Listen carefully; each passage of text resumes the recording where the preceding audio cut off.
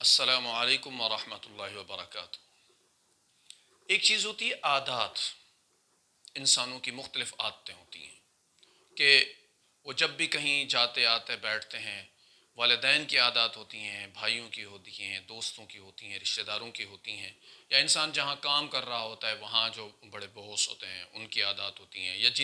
یا جو نوکر وغیرہ ہوتے ہیں ان کی بھی ایک عادت ہوتی ہے۔ تو ایک دوسرے کی جو عادات ہیں اس کا عموماً معاشرے کے اندر جو ہے وہ لحاظ بھی رکھا جاتا ہے اور خیال بھی رکھا جاتا ہے۔ یہ ہماری معاشرے کا حصہ ہے، اس لیے کہ جب جو چیز عادت میں آ جاتی ہے اور ایک شرعی حدوں کے اندر ہو تو ہم اس کا اس لیے لحاظ رکھتے ہیں کہ اگر مہمان ہے اور اس کا پتہ ہوتا ہے اس کی عادات کا، تو ہم اس کا لحاظ اس لیے رکھتے ہیں تاکہ اسے خوشی اور راحت اور سکون اور چین جو ہے وہ اسے حاصل ہو، اس لیے ہم اس کا خیال رکھتے ہیں۔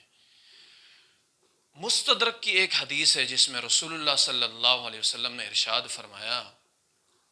تین عادات ایسی ہیں اگر جس شخص کے اندر یہ تین عادات ہوں تو کل قیامت کے دن اللہ رب العزت اس کا حساب آسان لیں گے اور اسے اپنی رحمت سے جنت کا داخلہ عطا فرمائیں گے۔ تین عادات ایسی ہیں اگر کسی شخص کے اندر ہوں تو اللہ کل قیامت کے دن اس کا حساب آسان لیں گے اور اپنی رحمت سے اسے جنت کا داخلہ عطا فرمائیں گے۔ نمبر ایک، فرمایا جو تمہیں محروم رکھے تم اسے عطا کرو۔ پہلی عادت کہ جو تمہیں محروم رکھتا ہے، تمہیں نہیں دیتا ہے، تم سے دور ہوتا ہے، تم اسی کو ہی دو، تم اسی کا حصہ بھی رکھو۔ تو ایسا شخص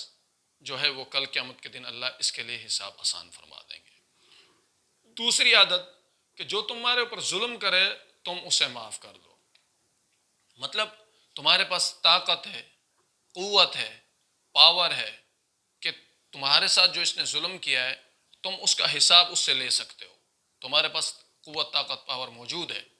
باوجود طاقت قوت پاور ہونے کے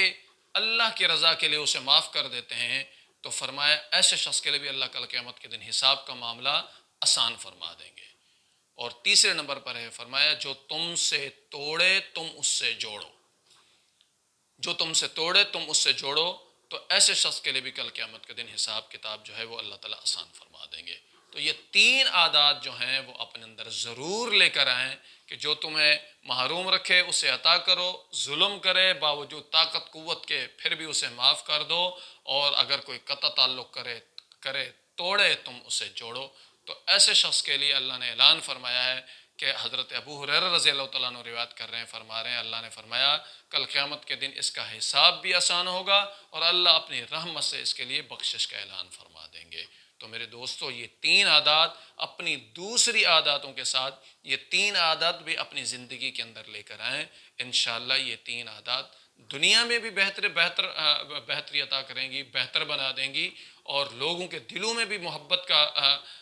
ہم حاصل کر لیں گے، ایک مقام، ایک حیثیت، ایک پہچان حاصل کر لیں گے، اور آخرت میں بھی اللہ تعالیٰ ہمارے لیے آسانیاں فرمائیں گے۔ تو یہ تین عادات ہمیں اپنی زندگی میں لے کر آنی ہے۔ السلام علیکم ورحمۃ اللہ وبرکاتہ۔